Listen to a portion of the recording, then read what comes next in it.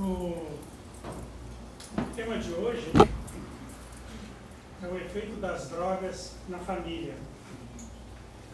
É uma pergunta desnecessária da gente fazer, né? Que a droga, quando ela se instala em alguém, na família, toda a família sofre. Toda a família se desestabiliza.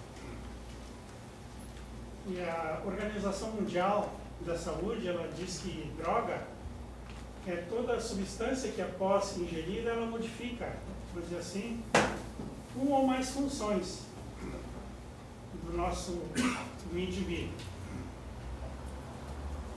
E a família, eu sempre digo que a família é a célula primeira da humanidade. E ela é formada, com certeza, não tenho dúvida disso, sob a supervisão de espíritos moralmente elevados e que se formam ainda no plano espiritual, muito antes da decisão, vamos dizer assim, de reencarnar. Já há um plano dessa família. A maioria das uniões familiares, elas acabam acontecendo por laços fluídicos, ou por laços kármicos, né? Ou seja, pessoas que nascem no mesmo lar para aprender a se amar, aprender a se perdoar, né? Porque elas trazem de vidas passadas conflitos. Geralmente são os parentes, né? São pessoas que estão espiando as vidas passadas. São pessoas que se unem para fazer a expiação de vidas passadas. Dessa forma, o consórcio familiar ele resulta de acordos realizados já lá na espiritualidade. Como eu disse, lá se forma e lá já tem os acordos. E quase sempre, isso não, vou dizer assim, é um acompanhamento dos mentores espirituais, né, na formação dessa família. Nada impede, mesmo assim, né, que aquele cujo compromisso é assumido, né, pelo livre-arbítrio, que irão vivenciar. Ou seja, muitas vezes uma pessoa entra na família por livre-arbítrio, porque ela decidiu vir. E às vezes é essa pessoa que se coloca como intermediário dentro da família. A família numerosa, mas tem sempre aquele que é o conciliador, aquele que apazigua, né? Provavelmente esse seja alguém que encarnou nessa família para ser, por livre-arbítrio, para ser, vamos dizer assim, o mediador dessa família. Amor ou ódio entre os familiares, um tópico, né? Nós encontramos no Livro dos Espíritos, né, um comentário para o caso de uniões que começam com amor e acabam terminando com ódio. E a gente sabe que isso realmente existe. A maioria de vocês conhece alguém que acabou se separando e acabou, a união acabou, vamos dizer assim, de uma certa forma, não legal. Foi uma separação não legal. E se sugere que a existência, então, de dois tipos de afeições, né? Aquela afeição pelo corpo, aquela afeição pela posição, pela posição financeira, ou aquela dos laços espirituais, dos laços fluídicos. E as primeiras, elas acabam em desilusão, né? Aquelas que se formaram prevendo uma estabilidade financeira, um amor mais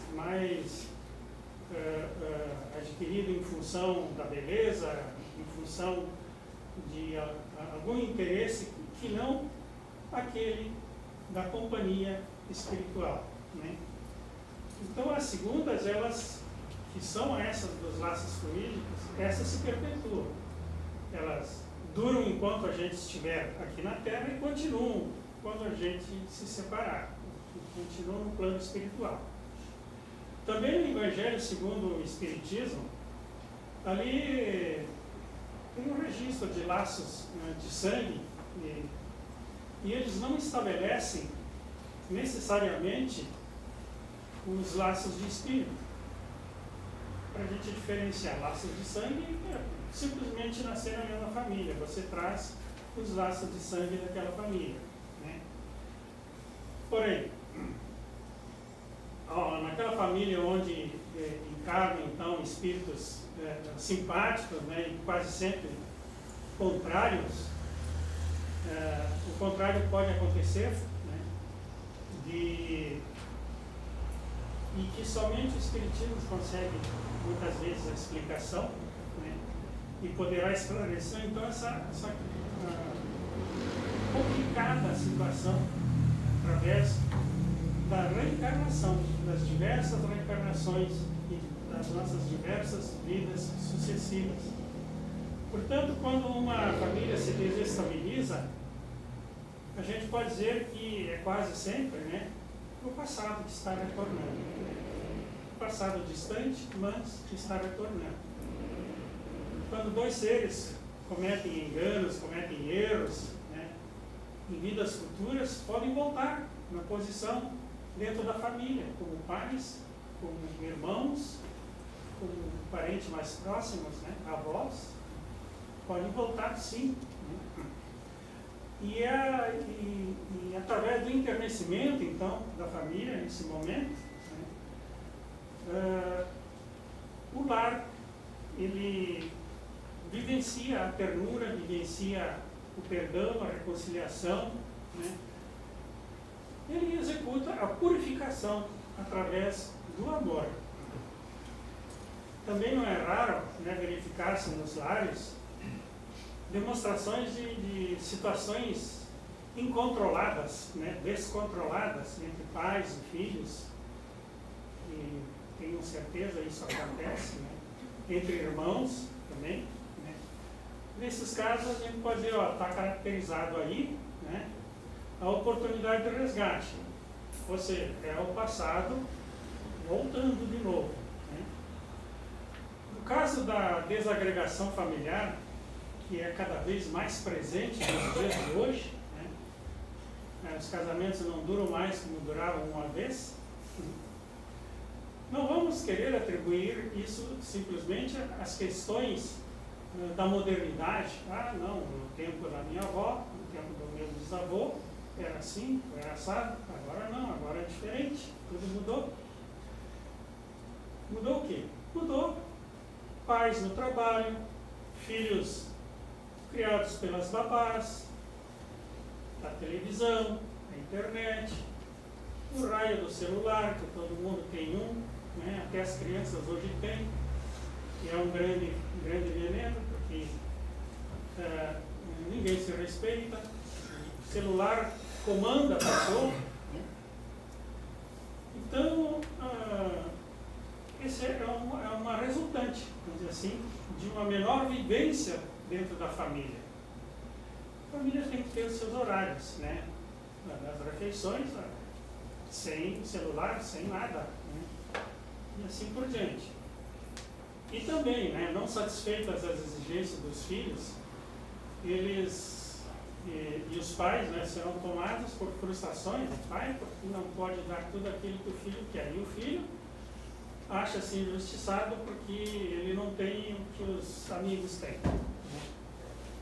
E isso leva à angústia, leva ao estresse, leva, assim, a uma perigosa situação. O outro tópico é, por que alguém vai às drogas? Né? Então vamos dar um salto. Né? Existem muitos, e vocês vão ver que tem uns que são, todos nós conhecemos. Né? O primeiro é o desconhecimento da finalidade da vida. Por que nós estamos aqui, de onde é que nós viemos, para onde vamos? Né? Ou será que nós estamos aqui só para exercer, vamos dizer assim, trabalhar, ganhar dinheiro, gastar e simplesmente isso, né? Ter mais do que o suficiente. Muitas vezes é a falta de informações na família, e isso é obrigação dos pais, estar atento e passar as informações no momento exato. Problemas sociais e familiares podem levar o jovem à droga. A busca, vamos dizer assim, de novas sensações, de novidades, de curiosidade, de rebeldia, são motivos para ir à droga. A busca pelo prazer ilusório e passageiro que a droga dá, né?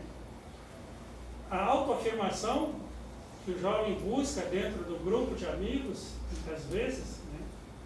E que ele não encontra do seu lar, mas encontra no grupo de amigos, e muitas vezes eles acabam se sentindo rejeitados. Então, nós diríamos que no passado, né, os primeiros passos para a droga ela se dava através do álcool e através do cigarro.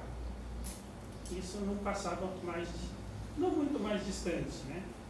Essas eram as drogas lícitas e nada acontece. Nada acontece se a gente não se droga. E isso acontece muitas vezes pela indiferença e pelo exemplo que não recebeu dentro da família, né? Então ele experimenta os amigos, as companhias, né? Experimenta pela primeira vez, gosta, continua. O álcool começa pelo disfarce da bebida social, né? O fumo ele é responsável pela maioria das doenças dos pulmões, né? Essas perturbações.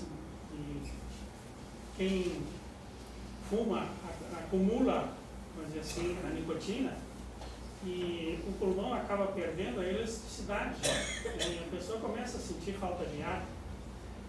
E isso pode se agravar simplesmente pela falta de ar, pode se agravar com o câncer dos pulmões. O álcool e o fumo, então, eles foram as portas, vamos dizer assim, da entrada na droga. Mas o que vem adiante, né, a maconha, muitas vezes pela justificativa, né, a maconha ela não é ativa, né, ela não apresenta maiores consequências, né, ela não tem perigos maiores, nem prejuízos ao organismo, né, e não vai nos levar ao estado de dependência.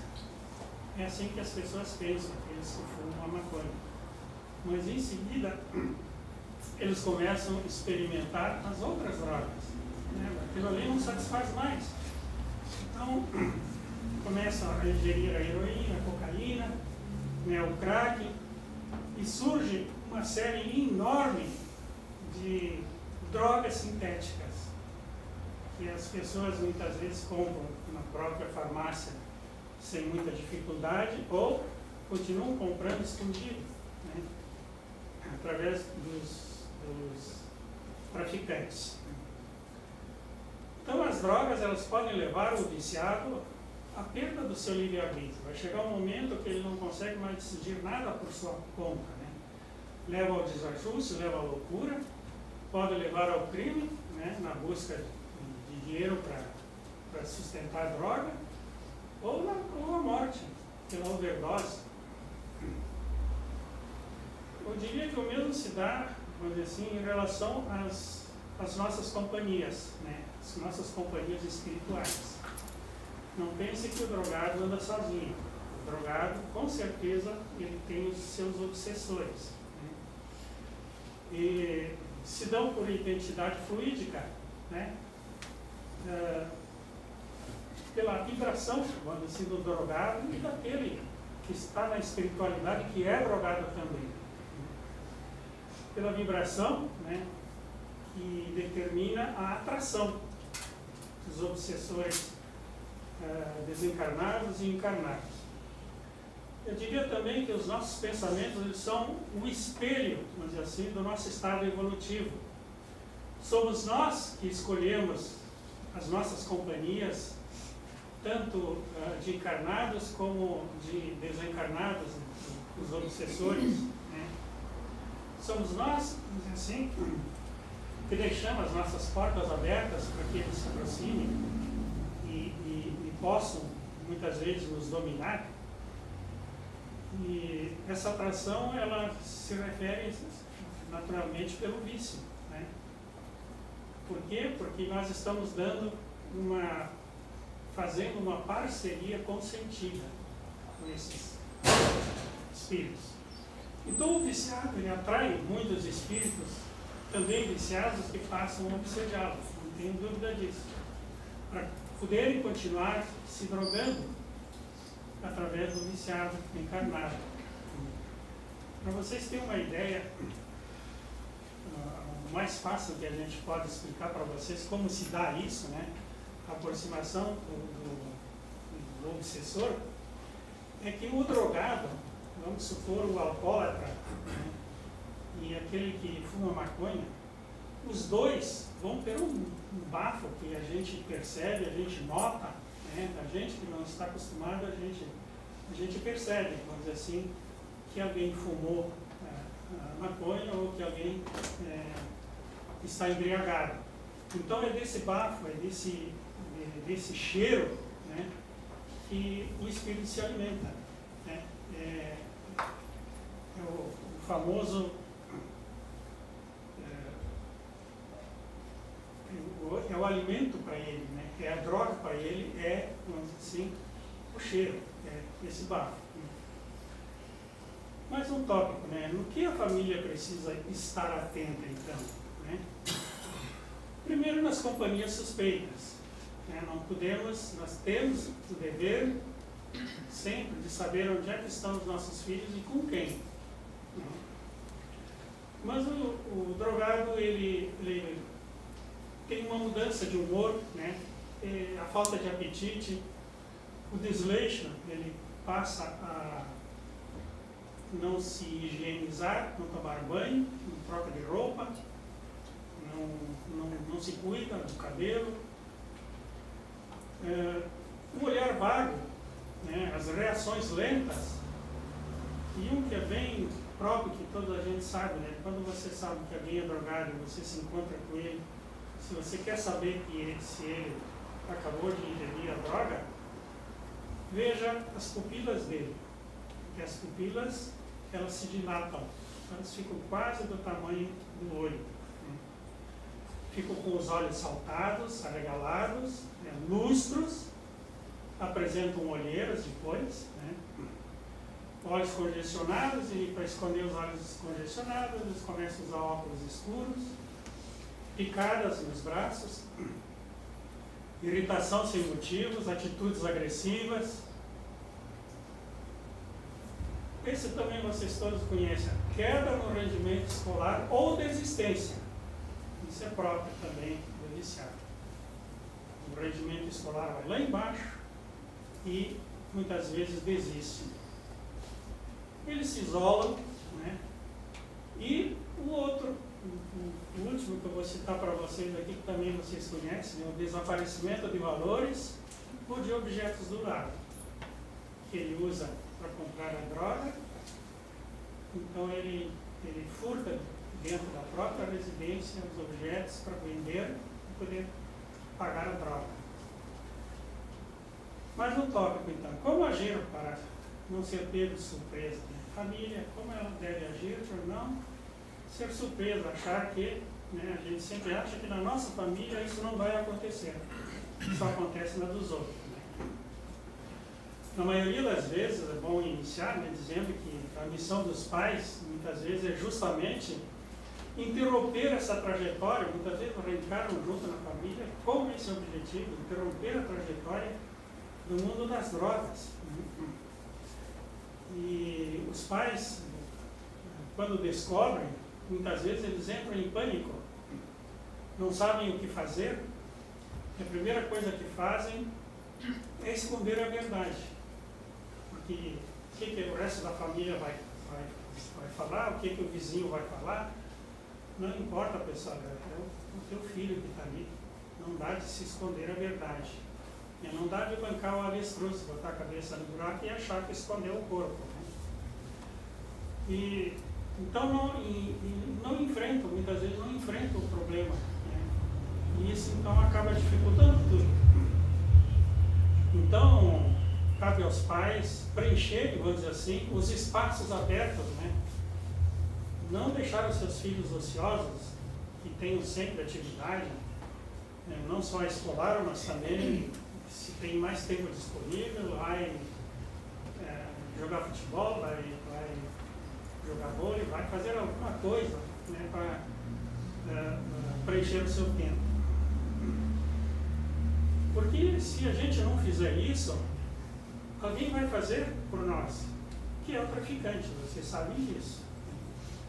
Então, eu diria para vocês que a primeira coisa que a gente deve fazer é a prevenção. Não esperar que se instale para depois prevenir, né? Não fazer a prevenção em primeiro lugar. Isso compete aos pais, não há mais ninguém. Sempre muito diálogo, né? Muita informação, uma transparência total no lar, né? Os pais tratando o problema de frente, mostrando aos filhos as injunções, vamos dizer assim, sociais, morais, espirituais, físicas, né? Porque se for o contrário, o jovem vai se apropriar de verdades distorcidas, como eu disse antes, dos amigos. Né? Então ele vai seguir aquilo que os amigos passaram para eles.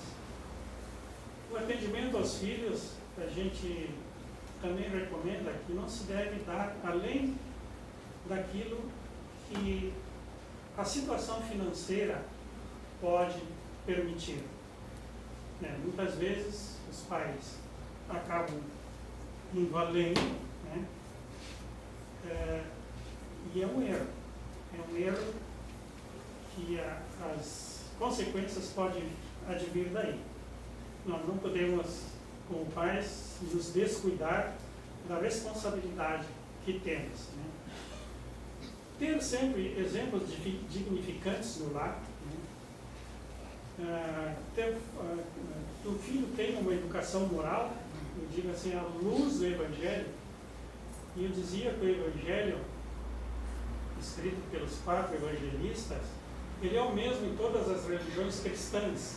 Então, toda a religião cristã, o Evangelho é o mesmo. Então, não há dizer assim, porque o Evangelho segundo o Espiritismo é igual aos outros, não tem diferença nenhuma. Tá?